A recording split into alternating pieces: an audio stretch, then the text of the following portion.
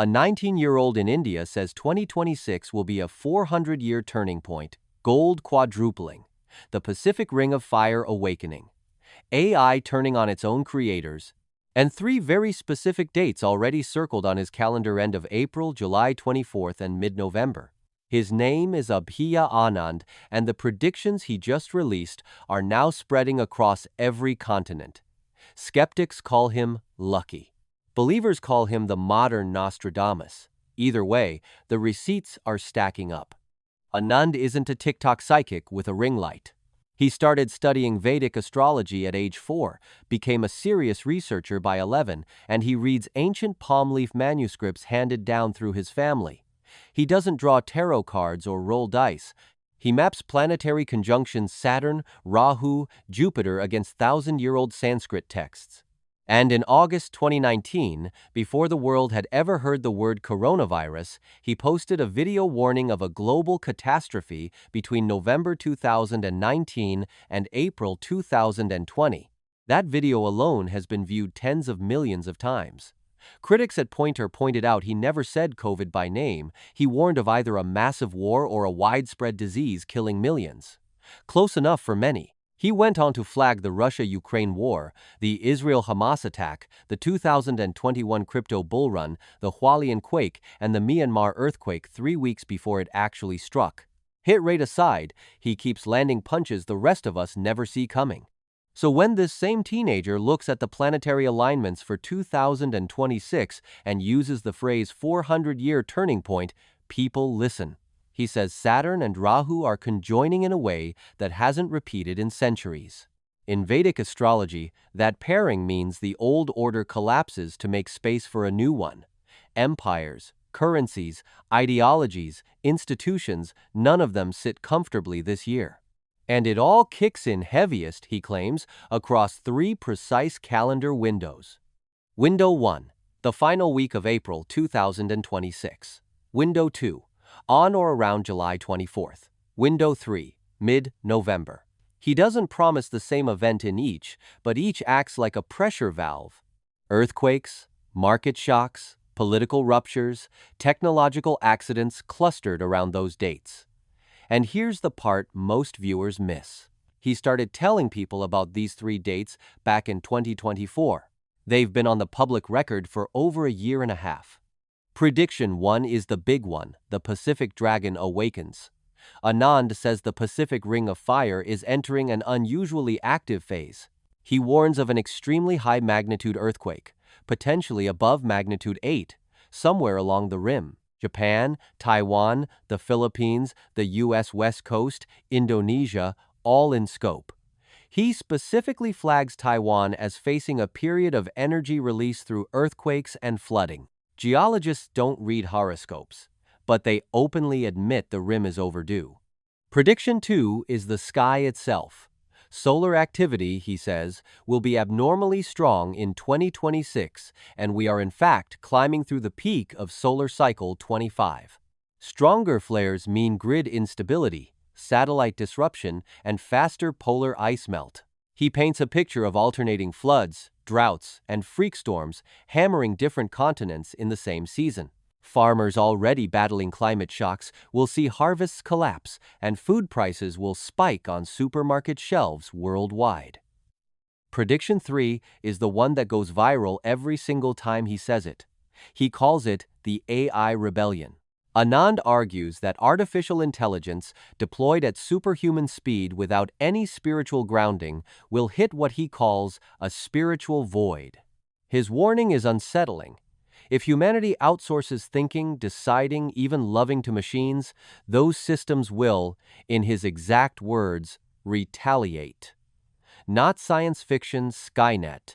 He means autonomous agents making catastrophic decisions humans no longer understand or can override. And the timing lines up with what's actually happening. In 2026, hundreds of millions of people now talk to AI agents every single day. Companies are firing humans and replacing them with models. Militaries are testing autonomous weapons. Anand says somewhere inside that arc, a major incident, a fatal accident, A market crash triggered by AI, an algorithm gone rogue forces governments to slam the emergency brake.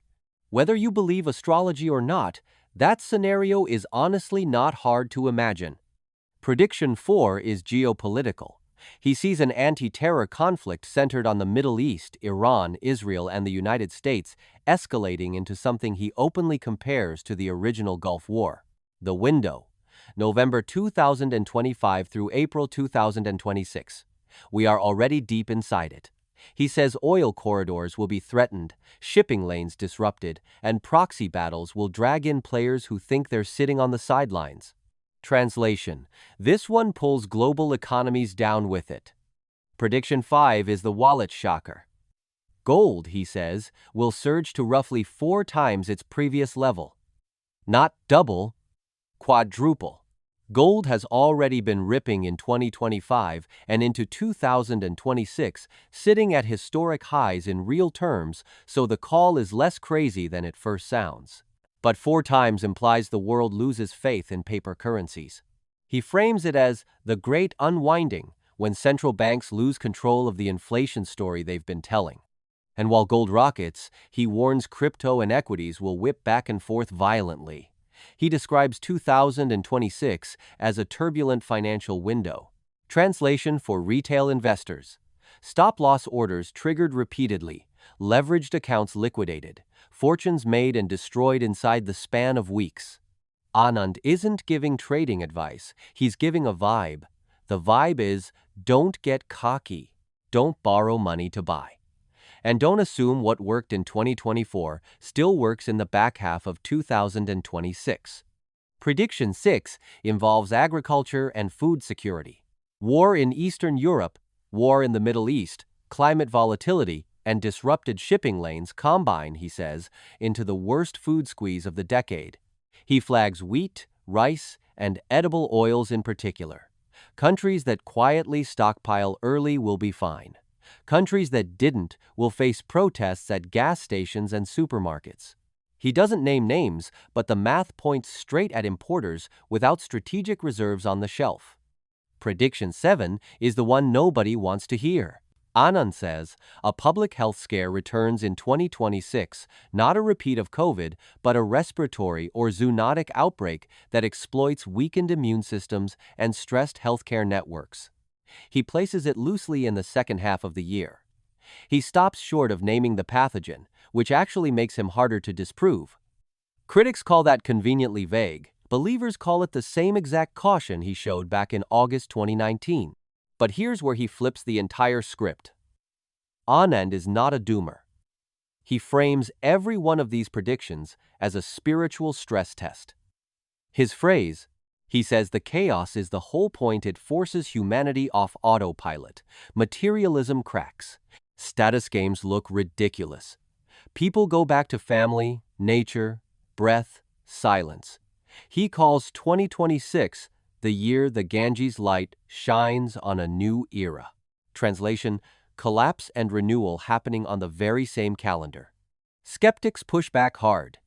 They point out astrology isn't science.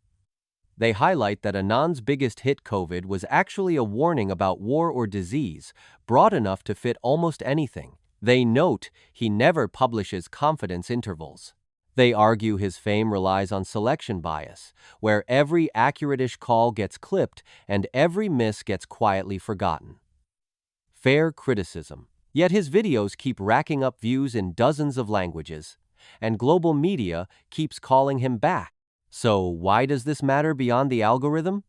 Because his predictions are landing in a year that already feels structurally unstable. AI is restructuring jobs faster than governments can respond. 3 regional wars are running concurrently. Climate disasters keep breaking records. Gold is hitting all-time highs. And solar cycle 25 really is peaking right now. Anand didn't invent these trends. He bundled them, dated them, and dramatized them. That's a skill, even if you don't buy the cosmology. Notice what he is not predicting. He doesn't predict the end of the world. He doesn't predict aliens. He doesn't predict a single dictator winning everything. His scenarios are uncomfortable but recoverable. Pacific quake survivable. AI accident correctable. Gold spike investable. Food squeeze solvable with policy. That's actually the most interesting part of his entire body of work.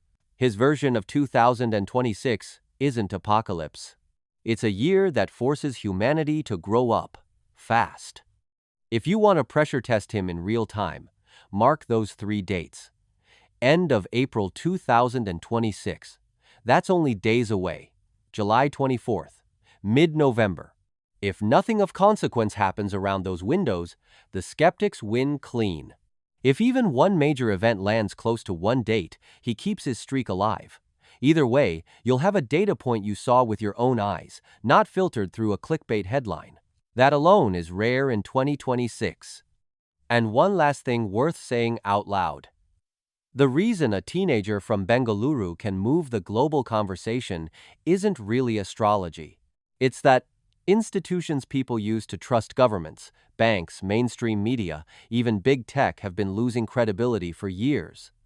Into that vacuum walks a calm voice citing ancient texts. Whether or not the planets actually move human events, the appetite for someone, anyone, who sounds certain about the future has rarely been stronger than it is now.